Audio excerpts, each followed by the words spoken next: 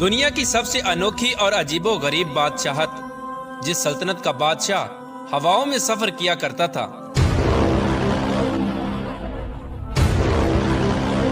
اور ایک ایسی حسین و جمیل ملکہ جو جنات کی اولاد میں سے تھی۔ یہ اپنی سلطنت کی سب سے خوبصورت شہزادی تھی، جس کی قوم آگ اور سورج کی پوجا کیا کرتی تھی۔ پیارے دوستو، دنیا کی یہ سب سے منفرد اور عجیب و غریب بادشاہت اللہ تبارک و تعالی نے کس کو عطا فرمائی تھی؟ اور اس بادشاہ کے پاس ایسی کون سی طاقت تھی جس کی وجہ سے دنیا کی تمام تر مخلوقات اس کی تابع و فرمان بردار تھی؟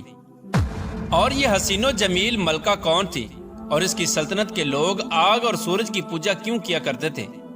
اور پھر اس ملکہ کو اللہ تبارک و تعالی نے کس طرح ہدایت دی اور یہ کس طرح اللہ تبارک و تعالی کی وحدانیت پر ایمان لے کے آئی؟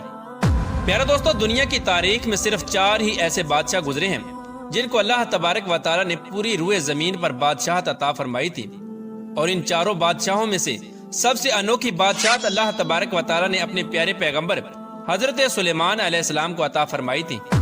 حضرت سلیمان علیہ السلام اللہ تبارک و تعالی کے برگزیدہ پیغمبر ہیں۔ اللہ تبارک و تعالی نے جنات، پریوں، انسانوں اور تمام مخلوقات کو حضرت سلیمان علیہ السلام کے تابع کیا تھا، یہاں تک کہ ہوا بھی آپ کے حکم سے چلا کرتی تھی۔ حضرت سلیمان علیہ السلام جانوروں، چرند پرند، الغرض ہر قسم کی مخلوقات کی بولیاں جانتے تھے۔ حضرت سلیمان علیہ السلام کا عالی شان تخت ہوا میں اڑا کرتا تھا، اور آپ کئی مہینوں کا سفر ایک دن میں طے کر لیا کرتے تھے۔ پیارے دوستو، دنیا کی عظیم الشان اور انوکھی بادشاہت اسی شان و شوکت کے ساتھ جاری تھی کہ ایک دن حضرت سلیمان علیہ السلام اپنے لشکر کے ہمراہ کسی سفر پر روانہ ہوئے۔ سفر کے دوران تمام تر مخلوقات حضرت سلیمان علیہ السلام کی خدمت میں مختلف قسم کی ڈیوٹیاں سر انجام دیتی تھی۔ حضرت سلیمان علیہ السلام کے اس لشکر کے اندر جنات، پریاں اور ہر قسم کی مخلوقات موجود تھی، اور اسی لشکر کے اندر ایک خاص قسم کا پرندہ بھی تھا جو حضرت سلیمان علیہ السلام کا چہیتا پرندہ تھا۔ اس کی ڈیوٹی یہ تھی کہ جہاں کہیں بھی حضرت سلیمان علیہ السلام کا لشکر رکتا تو یہ پرندہ حضرت سلیمان علیہ السلام کے لیے زمین کے اندر سے پانی تلاش کرتا تھا، تاکہ حضرت سلیمان علیہ السلام اس پانی سے وضو فرما سکے اور اس پانی سے باقی تمام تر ضروریات کو پورا کیا جا سکے۔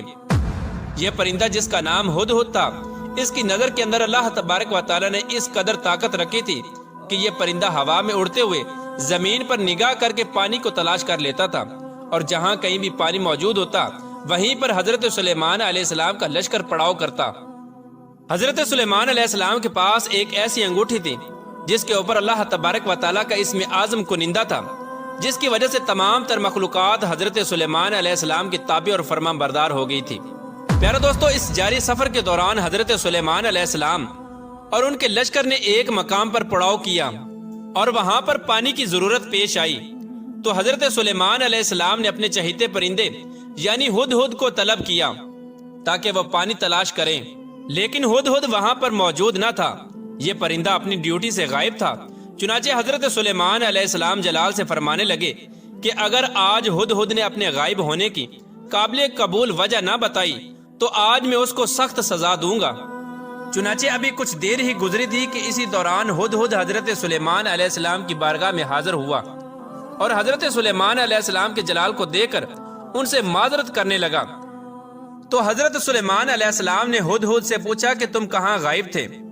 تو ہدہد نے حضرت سلیمان علیہ السلام کی بارگاہ میں عرض کی، یا نبی اللہ، آج میں آپ کے لیے ایک عجیب و غریب خبر لایا ہوں۔ حضرت سلیمان علیہ السلام کے دریافت کرنے پر ہدہد نے بتایا کہ میں آج ایک عجیب و غریب ملک میں گیا جہاں ایک حسین و جمیل ملکہ حکومت کرتی ہے جس کا نام بلقیس ہے۔ اس سلطنت کے لوگوں کو اللہ تبارک و تعالیٰ نے بے شمار نعمتوں سے نوازا ہے، لیکن اللہ تبارک و تعالیٰ کی بے شمار نعمتوں کے باوجود بھی وہ لوگ آگ اور سورج کی پوجا کرتے ہیں، اور اس خوبصورت حسین و جمیل ملکہ بلقیس کا ایک عالی شان تخت بھی ہے جو 30 گز لمبا اور چوڑا ہے، جس پر خوبصورت ہیرے، موتی اور جواہرات جڑے ہوئے ہیں۔ ہدہد نے حضرت سلیمان علیہ السلام کی بارگاہ میں عرض کی، یا نبی اللہ، ان تمام تر نعمتوں کے باوجود شیطان نے ان لوگوں کو برے اعمال کے اندر مبتلا کیا ہوا ہے، اور وہ لوگ اللہ تبارک و تعالیٰ کی وحدانیت کو چھوڑ کر شرک کے اندر مبتلا ہیں، اور پوری قوم گمراہی کے اندھیرے میں ڈوبی ہوئی ہے۔ چونکہ حضرت سلیمان علیہ السلام اللہ تبارک و تعالیٰ کے برگزیدہ پیغمبر تھے، جب انہوں نے یہ بات سنی کہ وہ قوم اللہ تبارک و تعالیٰ کے سوا کسی اور کی پوجا کرتی ہے، تو حضرت سلیمان علیہ السلام نے ان کو دعوت حق دینے کا فیصلہ کیا اور اس ملک کی ملکہ کے نام ایک خط لکھا۔ اس خط کے اندر حضرت سلیمان علیہ السلام نے تحریر فرمایا کہ حضرت سلیمان علیہ السلام کی طرف سے یہ عزت والا خط ملکہ بلقیس کے نام۔ انسان کو اپنی طاقت اور قوت پر ہرگز ناز نہیں کرنا چاہیے، بلکہ اللہ تبارک و تعالیٰ کی وحدانیت کے حضور جھک جانا چاہیے۔ حضرت سلیمان علیہ السلام نے اس خط کو تحریر کر کے ہدہد کے حوالے کر دیا اور ہدہد کو یہ حکم دیا کہ یہ خط ملکہ بلقیس تک پہنچا دے۔ چنانچہ حضرت سلیمان علیہ السلام کا حکم پاتے ہی حضرت سلیمان علیہ السلام کا وہ خط لے کر ہدہد اڑتے ہوئے ملکہ بلقیس کے محل میں جا پہنچا۔ ملکہ بلقیس اس وقت اپنے عالی شان محل کے اندر آرام فرما رہی تھی۔ ہدہد روشن دان کے رستے سے ملکہ بلقیس کے محل میں داخل ہوا اور حضرت سلیمان علیہ السلام کا وہ خط ملکہ بلقیس کے سینے پر رکھ کر واپس نکل آیا۔ چنانچہ ملکہ بلقیس کی جب آنکھ کھلی تو وہ یہ خط دیکھ کر پریشان ہو گئیں۔ جب انہوں نے خط پڑھا تو اپنے حواریوں سے حضرت سلیمان علیہ السلام کے بارے میں دریافت کرنے لگی کہ یہ کون سا بادشاہ ہے اور کہاں کا رہنے والا ہے۔